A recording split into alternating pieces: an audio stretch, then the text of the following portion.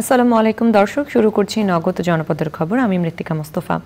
এখনকার সংবাদ আয়োজন একই সঙ্গে চ্যানেল আর ইউটিউব চ্যানেলে এবং চ্যানেলের ওটিটি প্ল্যাটফর্ম আইস্ক্রিনে লাইভ স্ট্রিম হচ্ছে। যাচ্ছে বিস্তারিত প্রসঙ্গে। দেশের 12টি সিটি কর্পোরেশনের মেয়র, 493 জন উপজেলা পরিষদ চেয়ারম্যান, 323 জন পৌরসভা মেয়র ও 60 জেলা পরিষদ চেয়ারম্যানকে অপসারণ করে প্রজ্ঞাপন জারি করেছে স্থানীয় সরকার বিভাগ। একই সাথে সিটি কর্পোরেশন, উপজেলা পরিষদ চেয়ারম্যান, পৌর মেয়র এবং জেলা পরিষদ চেয়ারম্যানের এইসব শূন্য পদে প্রশাসক নিয়োগ দিয়েছে সরকার। 12টি সিটি কর্পোরেশনের মধ্যে ঢাকা উত্তর ও ঢাকা দক্ষিণ, নারায়ণগঞ্জ এবং কুমিল্লা সিটি কর্পোরেশনের অতিরিক্ত সচিব ও সমমর্যাদার 4 কর্মকর্তাকে প্রশাসক হিসেবে নিয়োগ দেওয়া হয়েছে। বাকি 8 সিটি কর্পোরেশনের বিভাগীয় কমিশনাররা প্রশাসকের দায়িত্ব পেয়েছেন। 495 উপজেলা নির্বাহী কর্মকর্তা নিজ নিজ উপজেলায় প্রশাসক হিসেবে দায়িত্ব পালন করবেন। 330 পৌরসভায় প্রশাসনের বিভিন্ন পর্যায়ের কর্মকর্তারা প্রশাসক হিসেবে নিয়োগ পেয়েছেন। এছাড়াও 61টি জেলার মধ্যে 53টি জেলায় জেলা প্রশাসকের জেলা পরিষদ প্রশাসক হিসেবে নিয়োগ দেওয়া হয়েছে। 8 বিভাগীয় জেলায় অতিরিক্ত বিভাগীয় কমিশনাররা এই দায়িত্ব পালন করবেন। ইন্টার্ন চিকিৎসকদের বেতন বাড়ানো, শিক্ষার্থীদের নামে মিথ্যা মামলা প্রত্যাহার সহ 10 দফা দাবিতে ক্লাস পরীক্ষা ও চিকিৎসা সেবা কার্যক্রম বর্জন করে বিক্ষোভ ও মানববন্ধন করেছেন রংপুর প্রাইম মেডিকেল কলেজের শিক্ষার্থী ও ইন্টার্ন চিকিৎসকরা।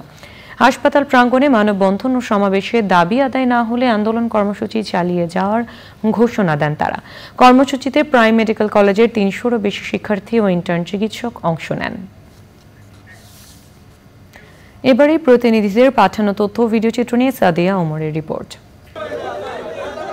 বেতন বৈষম্য দূর করা, স্থায়ী নিয়োগ দেওয়া ও ছুটি মঞ্জুরের দাবিতে কর্মবিরতি ও বিক্ষোভ করেছে বরিশাল সিটি কর্পোরেশনের কর্মকর্তা কর্মচারীরা। বরিশাল শের-ই-বাংলা মেডিকেল কলেজ হাসপাতালের সামনে ভারতের চিকিৎসক মৌমিতা হত্যার প্রতিবাদে বিক্ষোভ মিছিল ও মানববন্ধন করেছে ইন্টার্ন চিকিৎসক ও শিক্ষার্থীরা। পটুয়াখালীতে জাতীয়তাবাদী স্বেচ্ছাসেবক দলের 44তম প্রতিষ্ঠা বার্ষিকী উপলক্ষে র্যালি বের করেছে নেতাকর্মীরা। র্যালির উদ্বোধন করেন জেলা বিএনপির আহ্বায়ক আব্দুর রশিদ চুন্নু মিয়া ও সদস্য সচিব স্নেহাংশু সরকার কুট্টি। ডাক্তার এজেড-এম জাহিদ হোসেনকে বিএনপির স্থায়ী কমিটির সদস্য এবং আবু ওয়াহাব আকন্দকে সহ সাংগঠনিক সম্পাদক নির্বাচিত করায় ময়মনসিংহে আনন্দ মিছিল করেছে বিএনপি ও অঙ্গ সংগঠনের নেতাকর্মীরা।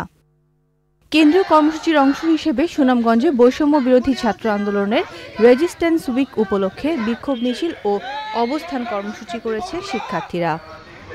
জেলার সার্বিক উন্নয়ন ও সমস্যা সমাধানে চুয়াডাঙ্গা জেলা উন্নয়ন সমন্বয় কমিটির মাসিক সভা হয়েছে।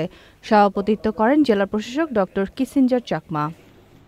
জামালপুরের ইসলামপুরে গোয়ালেরচর উচ্চ বিদ্যালয়ের দীর্ঘ 15 বছর ধরে অনিয়ম দুর্নীতির প্রতিবাদে প্রধান শিক্ষক আব্দুর রাজ্জাক ও সহকারী প্রধান শিক্ষক এ.কে.এম মজিবুর রহমানের পদত্যাগের দাবিতে মানববন্ধন ও বিক্ষোভ করেছে বিদ্যালয়ের শিক্ষার্থী, অভিভাবক ও এলাকাবাসী।